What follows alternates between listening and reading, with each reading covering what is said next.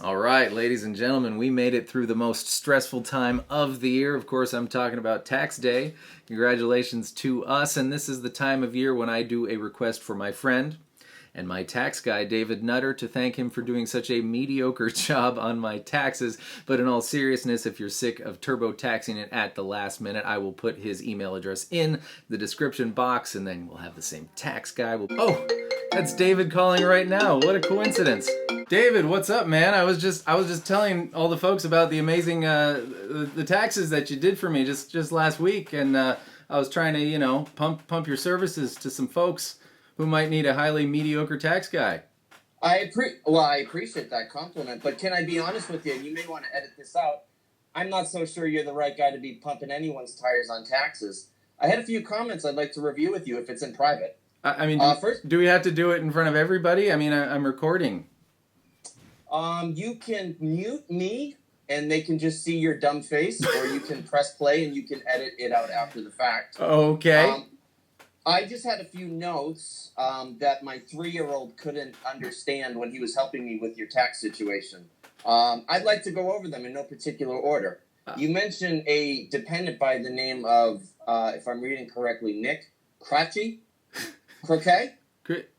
Nick Croce. He's the drummer in the band. So I thought, Doesn't ring a bell. So we're going to disqualify Nick as a dependent, as a drummer in your band.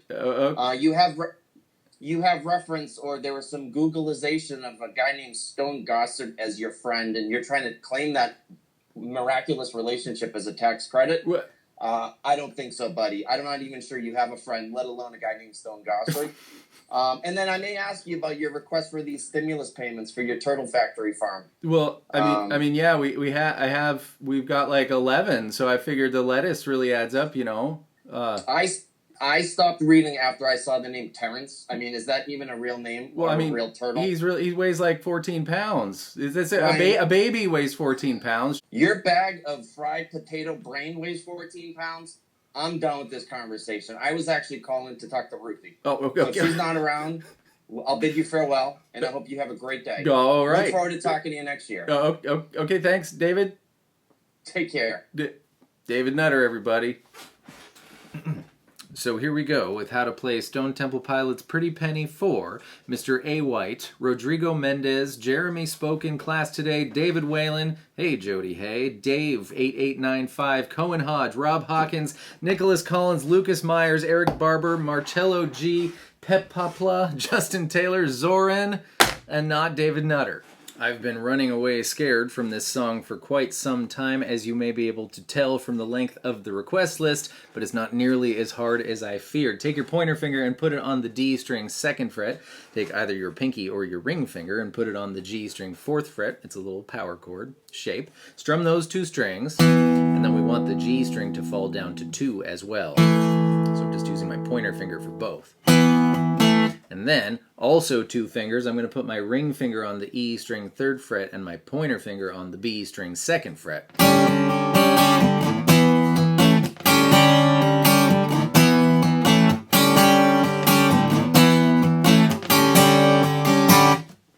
In live versions, you will see Dean mess around with the B string on the 2nd shape. You can go 2, 2, 3, 3, 2, open. Does that, or you can do anything you can dream up with the frets 2, 3, and open on the B string, and sometimes he goes up to B3 and E5.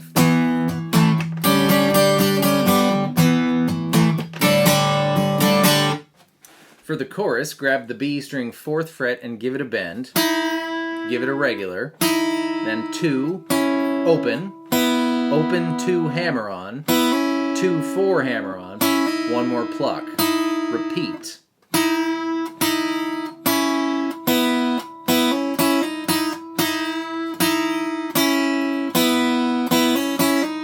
Notice I have the baby E string ringing out that whole time as well. Now the bridge is not complicated, but it's a little harder to do. The other brother DeLeo is playing in an E power chord here, so A7, D9, G9, and we want all the other strings open as well, and simply doing this the whole time. Through the whole bridge. So you have my permission to do that, but if you want to play Dean's part, it's going to be A11 with your middle finger, D9 with your pointer finger, G11 with your ring finger, and B12 with your pinky finger. 1, 2, 3, 4, 5, 6. 1, 2, 3, 4, 5, 6. Then down to A9 with your middle finger, D7 with your pointer finger, and G and B9 with your ring and pinky fingers. It's kind of awkward. 4, 5, 6. 2, 2, 3, 4, 5, 6. And then we're bringing this exact shape 2 frets higher, and in 3 beat alterations, we're going to move the pinky finger from 11 to 12. 1, 2, 3, 4, 5, 6. 1, 2, 3, 4. Alternate. That's the word I was looking for. 4 times. 4, 2, 3, 4, 5, 6. Back to the thing. Ooh, there's that one cool one in the verse on the second shape when the B string goes 2, 3, 2 open real fast as a pluck, hammer, pull off, pull off.